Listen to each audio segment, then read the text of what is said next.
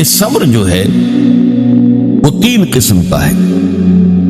صبر علی الاطاعہ، اللہ کی اطاعت کرنے میں صبر۔ فجر کی نماز کے لیے اٹھنے کے لیے اس وقت چونکہ بڑی نیند گہری آئی ہوئی ہوتی ہے، رات بھر اگر کوئی مریض پریشان رہا ہو اور بے چین رہا ہو، اس وقت اسے نیند آ جاتی، اس وقت نیند کو توڑ کر اٹھنا، واقعہ یہ ہے کہ اس کے لیے صبر کی۔ پھر یہ کہ مئی جون کے مہینوں میں روزہ رکھنا بڑے صبر کی بات۔ تو صبر علی الاطاعہ، اللہ کے احکام کی پیروی اور اطاعت کرنے میں یہ صبر آئے۔ دوسرا ہے صبر عن المعصیہ، گناہوں سے بچنے کے لیے صبر۔ آدمی دیکھ رہا ہے کہ میں اگر اپنا وعدہ توڑ دوں تو مجھے بہت نفع ہو جائے گا، لیکن یہ معصیت ہے، اس سے رکنا تو اپنے نفس کو تھامنا ہوگا کہ وہ نفع کو نظر انداز کر دے اور اپنی بات پر جمع رہے۔ یا کوئی اور نفسانی خواہش ہے وہ ابھرتی ہے تو اس کو روکنے کے لیے انسان کے اندر طاقت چاہیے، یہ صبر۔ تیسرا صبر جو ہے وہ ہے صبر علی الابتلاء، آزمائش پر صبر۔ اللہ تعالیٰ کی طرف سے یہ ہمیشہ کا ایک قاعدہ ہے، قانون ہے کہ جو لوگ بھی ایمان کا دعویٰ کریں ان کو جانچا جاتا ہے، پرکھا جاتا ہے، امتحانات میں سے گزارا جاتا ہے، آزمائشوں کی بھٹیوں میں سے گزارا جاتا ہے۔ یہ صبر علی الابتلاء جو ہے یہ اصل میں موضوع ہے ہمارے اس 5ویں حصے، اس لیے نوٹ کر لیجئے کہ وہ صبر علی الطاعہ اور صبر علی المعصیہ وہ اس میں اصل میں زیر بحث نہیں ہے، وہ پچھلے حصوں میں آ چکے ہیں از خود امپلائیڈ ہو۔ لیکن صبر علی الابتلاء، آزمائشوں کے اندر جمے رہنا، کوئی تکلیف ہے، پرسیکیوشن ہے، اسی طریقے سے آپ کو ستایا جا رہا ہے، وربل پرسیکیوشن ہے یا فزیکل پرسیکیوشن ہے، زبانی ایذا دی جا رہی ہے یا جسمانی ایذا دی جا رہی ہے، اس پر صبر کرنا، جانی نقصان ہے اس پر صبر کرنا، مالی نقصان ہے اس پر صبر کرنا، یہ سارے صبر جو ہے یہ در حقیقت یہ موضوع ہے اس 5ویں حصے۔ اب اس میں بھی تاریخی اعتبار سے نوٹ کر لیجئے کہ ایک تھا وہ صبر جو صحابہ کو مکے میں کرنا پڑا، اور ایک وہ صبر و مصابرت ہے کہ جو مدینے میں آ کر شروع ہوا۔ مکے میں کیا تھا؟ یک طرفہ صبر تھا، جو تمہیں ستایا جائے، تکلیف دی جائے، جھیلو، برداشت کرو، کھڑے رہو، پیچھے بھی نہیں ہٹنا لیکن جوابی کارروائی بھی نہیں کرنا۔ میرے نزدیک یہ صبر جو ہے یہ زیادہ مشقت طلب تھا، یہ صبر زیادہ مشکل ہے۔ جہاں آپ کو اجازت ہو کہ کوئی آپ کو برا کہے آپ بھی جواب میں برا کہے، کوئی آپ کو اینٹ مارے آپ پتھر دے مارے، تو ظاہر بات ہے کہ وہاں بھی صبر کی ضرورت تو ہے، لیکن یہ کہ آدمی کا ٹھنڈا ہو جاتا ہے دل کہ میں نے بھی بدلہ لے لیا ہے، میں نے بھی پتھر مار لیا ہے۔ لیکن مکہ مکرمہ میں حکم یہ تھا کہ بس جھیلو اور کوئی جوابی کارروائی نہ۔ یہ جو صبر تھا یہ بڑا کڑا صبر تھا، بڑا سخت صبر، اور اسی اعتبار سے میں نے جیسا کہ آپ کو بتایا تھا کہ فزیکل پرسیکیوشن جو شروع ہوئی ہے وہ 4تھے سال سے شروع ہوئی ہے آغاز وحی کے بعد۔ اس سے پہلے صرف وربل پرسیکیوشن تھی، اور وہ بھی داعی یعنی حضور کی ذات پر مرکوز تھی۔ پاگل ہو گئے، دماغ خراب ہو گیا ہے، سحر زدہ ہے، کوئی جن آسیب ان کے اوپر آ گیا ہے، شاعر ہے، ساحر ہے۔ اب یہ ساری وربل پرسیکیوشن ہو رہی تھی، اور وہ بھی صرف حضور کے، کسی اور کے لیے نہیں، اس لیے کہ وہ سمجھتے تھے کہ اگر حضور کا یہ جو قوت ارادی ہے، ول، اسے ہم کل کر دیں اس وربل پرسیکیوشن کے ذریعے سے، استہزاء سے، تمسخر سے، مذاق اڑا کر وہ بددل ہو کر بیٹھ رہے ہیں، تو کسی اور کو کچھ کہنے کی ضرورت نہیں، یہ تحریک اور دعوت ختم ہو جائے گی۔ پہلے 3 سال پرسیکیوشن صرف وربل تھی، اور وہ بھی focused on the person of the prophet Muhammad صلی اللہ علیہ وسلم۔ 4تھے سال سے جب انہوں نے دیکھا کہ یہ تو نہ نبی کے حوصلے میں اور عزم میں کوئی کمی آئی، اور نہ یہ دعوت جو ہے رکی ہے، بلکہ دعوت تو پھیل رہی ہے، خاص طور پر ہمارے نوجوانوں میں، جو ہمارے مستقبل، ہمارے چشم و چراغ ہیں، وہ ان کے گر جمع ہو رہے ہیں، اور ہمارے غلام جو اب تک تو ثابت تھے اپنی قسمت پر کہ ٹھیک ہے ہماری قسمت تھی، اب غلام بنا دیے گئے، لہذا جو آ رہا ہے جیل رہے۔ اب ان میں یہ دعوت نفوذ کر رہی ہے تو یہ تو ایسا ہے کہ جیسے بارود کا گودام ہو اور اس میں کوئی آگ لگائی جا رہی ہے۔ تب انہوں نے پھر فزیکل پرسیکیوشن کا آغاز، انہیں مارو، انہیں پیٹو، انہیں بھوکا رکھو، انہیں لوہے کی زنجیروں میں باندھ کر گھروں میں ڈال دو، فاقے دو انہیں، اور ان کو شدید ترین ایذائیں دو۔ یہ دور جب شروع ہوا ہے تو جیسا کہ میں نے عرض کیا، اس میں بڑے صبر کی آزمائش ہوئی، اور اس موضوع پر قرآن حکیم کا ضرب سلام سورہ عنکبوت ہے۔ سورہ عنکبوت کا پہلا رکوع آیات 13 ہیں، اگرچہ اس میں ایک آیت جو ہے تو الف لام میم حروف مقطعات کی ہے، باقی 12 آیات قرآن مجید میں صبر علی الابتلاء کا جامع ترین مقام، جامع ترین مقام، اس پر ہم نے پوری تفصیل سے گفتگو۔ اس کے بعد کے جو 6 رکوع ہیں ان کو 2 حصوں میں تقسیم کیا جا سکتا ہے۔ پہلے 3 حصوں میں گفتگو یہ ہے کہ زیادہ تر مشرکین سے ہو رہی ہے، ظاہر بات ہے کہ مکی صورتوں میں وہ مضمون تو جاری رہے گا، اور اس میں یہ ہے کہ پچھلے انبیاء کی کہانیاں جو ہیں، ان کے داستانیں، ان کے حالات و واقعات بیان کیے جا رہے ہیں، تاکہ ایک طرف انہیں یقین آ جائے کہ ان کا انجام بھی وہی ہوگا، اور ایک طرف اہل ایمان کے دل کو تسلی ہو کہ بالآخر فتح جو ہے اہل ایمان کی ہو۔ یہ 3 رکوع ان دونوں پر مشتمل ہے، اگرچہ اس میں 2 باتیں بڑی بنیادی صبر کے ضمن میں بہت ہی بنیادی اہمیت کی آئی ہیں، وہ میں نے نوٹ کروائی تھی آپ کو۔ نمبر 1 یہ کہ یہ جو لوگ توحید کو چھوڑ کر کچھ تانے بانے بناتے ہیں اپنے عقائد اور اعمال کے، یہ ان کی مثال ایسی ہے کہ جیسے مکڑی بھی ایک جالا تن لیتی ہے، تانا بانا تو اس کا بھی ہے، جالا ہے، اس کا گھر ہے، تو ان کی مثال ہے کہ مثل العنکبوت اتخذت بیتا، وہ بھی ایک گھر بناتی ہے، وَإِنَّ أَوْهَنَ الْبُيُوتِ لَبَيْتُ الْعَنكَبُوتِ، حالانکہ معلوم ہے کہ تمام گھروں میں سب سے زیادہ کمزور گھر جو ہے وہ مکڑی کا گھر ہے۔ تو ان کے یہ تانے بانے بے بنیاد ہیں، غیر معقول ہے، نہ فطرت میں بنیاد ہے نہ عقل میں بنیاد۔ ذرا سی آپ اس کا تجزیہ کریں گے تو معلوم ہو جائے گا کہ بے بنیاد ہے، بے اصل ہے، ان کی کوئی حیثیت ہی نہیں۔ اور دوسری مثال بہترین دی تھی، اور وہ یہ کہ حق کے منکشف ہونے کے باوجود جو لوگ باطل پر اڑے رہتے ہیں، ان میں بڑی تعداد ایسے لوگوں کی ہوتی ہے جو صرف اپنے تعلقات کی بنا پر وہیں پہ جمے رہتے ہیں۔ کیا کریں، اگر ہم بدل لیں گے بات تو ٹھیک ہے، لیکن ہم نئی بات قبول کریں گے تو اپنے خاندان والوں سے کٹ جائیں گے، اپنے رشتہ داروں سے کٹ جائیں گے۔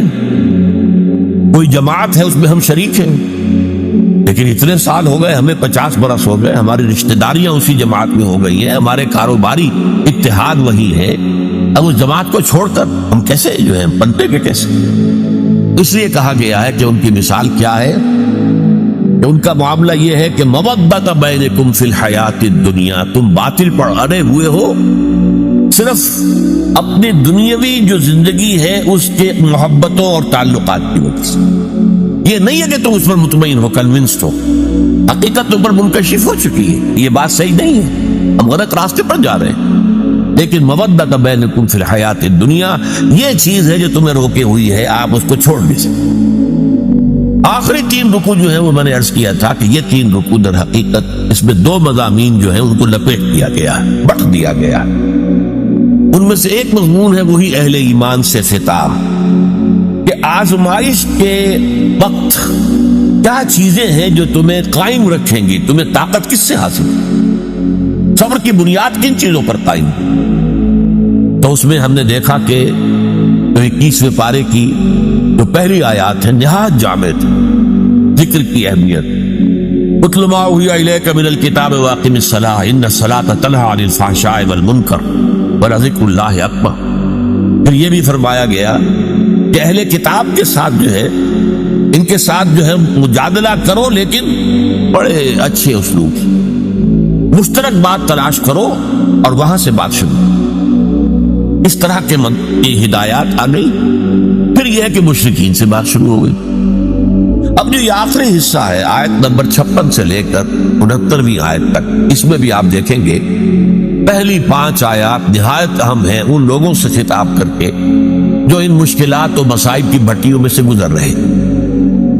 ان میں سے بعض لوگ ایسے بھی تھے کہ جن کے صبر کا پیمانہ اب لبریز ہو رہا تھا، مزید ہمت اپنے اندر نہیں پاتے تھے اس پرسیکیوشن کو برداشت کرنے، ان کے لیے ایک راستہ کھول دیا گیا، اجازت دے دی گئی ہجرت کی۔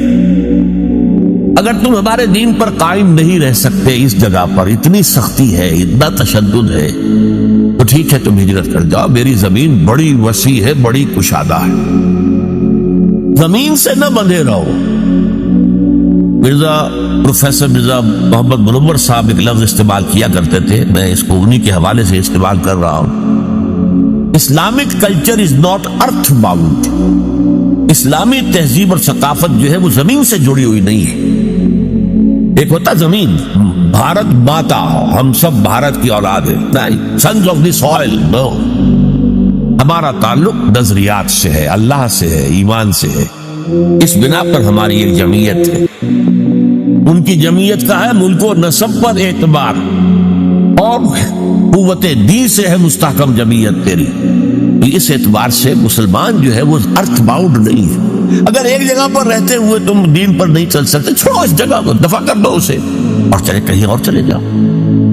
لیکن ساتھ ہی کچھ اور باتیں بھی کہہ دی گئی، تو یہ در حقیقت اور یہ موقع کیا تھا؟ اسی کے بعد ہجرت حبشہ ہوئی ہے کہ بہت سے لوگ جو ہے حضور کی اجازت سے وہ مکے کو چھوڑ کر اور حبشہ کی طرف چلے۔ لیکن یہ ہجرت صرف اس کے اندر صرف ایک چوائس دیا گیا تھا، ایک اجازت دی گئی تھی، یہ ہجرت واجب نہیں تھی۔ اس کے بعد جو ہوئی ہے 7 سال کے بعد ہجرت مدینے کی، وہ واجب تھی۔ وہ تو ایک یوں سمجھئے کہ جو ریولوشنری پروسیس تھا محمد رسول اللہ صلی اللہ علیہ وسلم کا، اس کی اہم کڑی ہے، اس کا ایک ٹرننگ پوائنٹ ہے، وہ واجب تھی۔ لیکن یہ ہجرت جو تھی، جس کو اب ہجرت حبشہ کہتے ہیں، سن 5 نبوی میں جو ہوئی ہے، یہ ہجرت تھی اجازت، جا سکتے ہو، اگر نہیں تم سے جھیلا جا رہا تو ٹھیک ہے، تم مکے کی زمین کو خیر بات کہو، کہیں اور چلے جاؤ۔ اور کہاں چلے جائیں، اس کی ہدایت حضور نے کر دی کہ حبشہ کا ملک ہے، زیادہ دور نہیں ہے حبشہ، درمیان میں صرف ریڈ سی ہے، گورہ قلزم، بس اس کو کراس کرو، کشتیوں میں بیٹھے اس کو کراس کیا، حبشہ پہنچ گئے۔ تو یہ ہجرت حبشہ کی طرف اشارہ ہو رہا ہے، تو ارشاد ہوا یا عبادی الذین آمنوا، یہی بڑا پیارا انداز، اے میرے وہ بندو جو ایمان لائے۔ ایک بات میں نے اس سے پہلے کئی مرتبہ کہی ہے آپ سے کہ قرآن مجید میں یا ایھا الذین آمنوا، یہ جو طرز خطاب ہے یہ صرف مکی صورتوں میں، مدنی میں نہیں ہے۔ جبکہ ایک امت کی شکل بن گئی تھی، تحویل قبلہ ہو گیا، معلوم ہوا کہ ایک نئی امت نئے مرکز کے گرد اب وجود میں آ گئی، لہذا وہاں یا ایھا الذین آمنوا، اور اس میں صرف صاحب ایمان نہیں، منافقین بھی شامل ہوتے ہیں۔ پورے قرآن میں کہیں منافقین کو نہیں کہا گیا یا ایھا الذین نافقوا، وہ بھی اپنے ایمان کے مدعی تھے، انہیں ایک مسلمان سمجھا جاتا تھا، اس لیے یا ایھا الذین آمنوا میں دونوں کور ہوتا ہے۔ قرآن مجید میں مکی صورتوں میں یا ایھا الذین آمنوا کا لفظ صرف ایک صورت میں آیا ہے، اور وہ صورت ہے کہ جس کے بارے میں اختلاف ہے کہ وہ مکی ہے یا مدنی، وہ سورہ حج ہے۔ اس کے بارے میں یہ رائے بھی ہے کہ وہ مکی ہے، اور یہ رائے بھی ہے کہ مدنی، اور اس کی بعض آیات جو ہے ان سے محسوس ہوتا ہے کہ وہ مدنی ہے، وہ اصل میں میرے نزدیک برزخی آیات ہیں، نہ مکی نہ مدنی، یعنی حضور کے سفر ہجرت کے دوران نازل۔ مکہ آپ چھوڑ چکے، مدینہ ابھی پہنچے نہیں، دوران میں سفر جو آیات نازل ہوئی اس کو میں برزخی کہہ رہا ہوں۔ تو دنیا اور آخرت کی زندگی کے درمیان ایک مرحلہ ہے برزخی، ایسے ہی یہ مکی اور مدنی کے درمیان۔ پر اس کے علاوہ پوری مکی صورتوں کے اندر، ویسے وہ صورت بحیثیت مجموعی میرے نزدیک مکی ہے، لیکن اس کی وہ آیات جن کی بنا پر لوگوں نے یہ گمان کیا کہ مدنی ہے، وہ میرے نزدیک برزخی ہیں، یعنی مکی اور مدنی کے درمیان۔ باقی اگر مکی صورت میں خطاب ہوتا ہے تو یا عبادی الذین آمنوا، یا عبادی الذین اسرفوا، اور یہ بڑا ہی محبت آمیز، اے میرے وہ بندو جو ایمان لائے۔ اب اس سے زیادہ التفات اور عنایت اور توجہ، اپنائیت جسے کہ اے میرے وہ بندو، اسی کی ایک مثال آپ کو ملتی ہے سورہ زمر میں، قل یا عبادی الذین اسرفوا علی انفسہم لا تقنطوا من رحمت اللہ، اے نبی ان سے کہہ دیجیے اے میرے وہ بندو جنہوں نے اپنے اوپر ظلم کیا ہے، کوئی گناہ کمائے ہیں، کوئی معصیت کا ارتکاب کیا ہے تو جان لو کہ تمہارا رب جو ہے وہ رحیم ہے، تواب ہے، وہ تو تمام گناہ معاف کر دے گا۔ لا تقنطوا، مایوس نہ ہو جائے گا اس کی رحمت سے۔ یا عبادی الذین اسرفوا لا تقنطوا من رحمت اللہ انہ یغفر الذنوب جميعا، سارے گناہ۔ حدیث میں آتا ہے کہ کوہ احد جتنے گناہ بھی ہو تو میں معاف کر دوں گا آنے واحد میں۔ توبہ کرو خلوص کے ساتھ، آنے واحد میں سب نسیہ منسیہ ہو جائیں گے جیسے کہ ان کا وجود آئی۔ وہی انداز ہے یا عبادی الذین آمنوا ان ارضی واسعۃ، دیکھو ہماری زمین بہت کشادہ، صرف مکہ ہی تو نہیں ہے رہنے کی جگہ، ارضی واسعۃ۔ ہاں عرب کے اندر جو ہے سارے علاقے وہ قریش کے تابع تھے، لہذا قریش کے مقابلے میں پناہ دینے والا کوئی قبیلہ نہیں، لہذا عرب کی سرزمین تو اپنی وسعت کے باوجود تنگ ہو چکی۔ البتہ عرب سے باہر پوری دنیا پڑی ہے، جاؤ، لیکن ڈٹے رہو، ایمان سے پیچھے نہ۔ ان ارضی واسعۃ فإیایا فاعبدون، بس میری ہی بندگی کرو، یہاں نہیں کر سکتے تو وہاں جا کر کرو۔ اس میں پھر حضور نے نشاندہی فرما دی صلی اللہ علیہ وسلم کہ جاؤ حبشہ میں چلے جاؤ، وہاں ایک بادشاہ ہے جو بڑا ہی انصاف پسند ہے، اس بادشاہ کے پاس نجاشی رحمت اللہ علیہ جو بعد میں ایمان بھی لے آئے اور انہیں تابعین میں شمار کیا جاتا ہے کہ حضور کی زیارت تو ان ثابت نہیں ہے، نہیں ہوئی ہے، لیکن یہ کہ وہ ایمان لائے ہیں، صحابہ کو انہوں نے دیکھا ہے جو بھی گئے تھے ہجرت کر کے وہاں، لہذا انہیں تابعی شمار۔ ان ارضی واسعۃ فإیایا فاعبدون، میری ہی بندگی کرو۔ اسی سے ملتے جلتے اشعار ہیں حضرت علی رضی اللہ تعالی عنہ، بلاد اللہ واسعۃ فضاء، اللہ کی سرزمین جو ہے وہ بڑی وسیع ہے، بلاد اللہ واسعۃ فضاء ورزق اللہ فی الدنیا فصیح، اور اللہ کا رزق بھی دنیا میں بہت پھیلا ہوا ہے۔ فقل لقائل القاعدین علی ہوان، تو ذرا جو لوگ بے عزتی بے غیرتی کی وجہ سے بھی رہ رہے ہیں کسی جگہ، ایک جگہ رہ رہے ہیں اگرچہ بے عزتی ہو رہی ہے، توہین ہو رہی ہے، اہانت ہو رہی ہے، ان کی حمیت کو کچلا جا رہا ہے۔ فقل للقاعدین علی ہوان، اس توہین آمیز روش کے باوجود جو وہاں بیٹھے ہوئے ہیں ان سے کہہ دو، فقل للقاعدین علی ہوان اذا ضاقت بکم ارض فصیحوا، اگر کوئی ایک زمین تم پر تنگ پڑ جائے تو چھوڑو اس کو، کہیں اور چلے گئے، اپنی عزت نفس کی حفاظت، اور یہاں معاملہ ایمان کا، اپنے ایمان کی حفاظت۔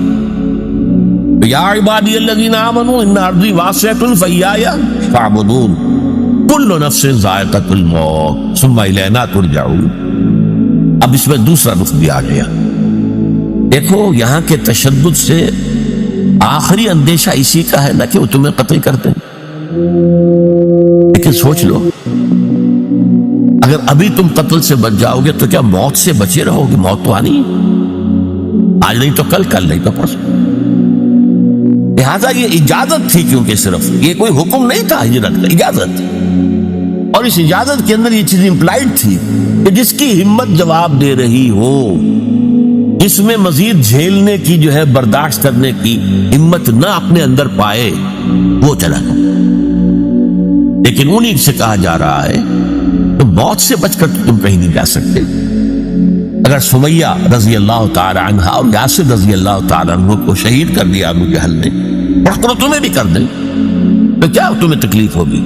سیدھے جنت میں جاؤ، حساب کتاب کا انتظار نہیں ہوگا، یوم قیامت کا بھی انتظار نہیں۔ باقی لوگ بڑے سے بڑا ولی اللہ ہو وہ بھی جنت میں داخل ہوگا قیامت کے بعد، حساب کتاب کے بعد، اور تم تو جاؤ گے فوراً جنت کے اندر۔ لہٰذا یہ پہلو سامنے رکھو۔ اب دیکھیے میں نے عرض کیا تھا پہلے رکوع کے درس میں کہ دو چیزیں اس میں ساتھ ساتھ چل، دلجوئی بھی اور ڈانٹ ڈپٹ۔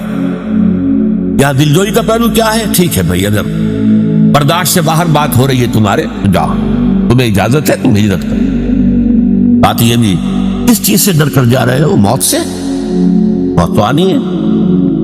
کل نفس ذائقۃ الموت ثم الینا ترجعون، پھر ہماری طرف تمہیں پلٹنا ہے، لوٹا دیا جائے گا۔ والذین آمنوا وعملوا الصالحات، اور وہ لوگ جو ایمان لائے اور عمل صالح کرے، تو ڈٹے رہے اس پر.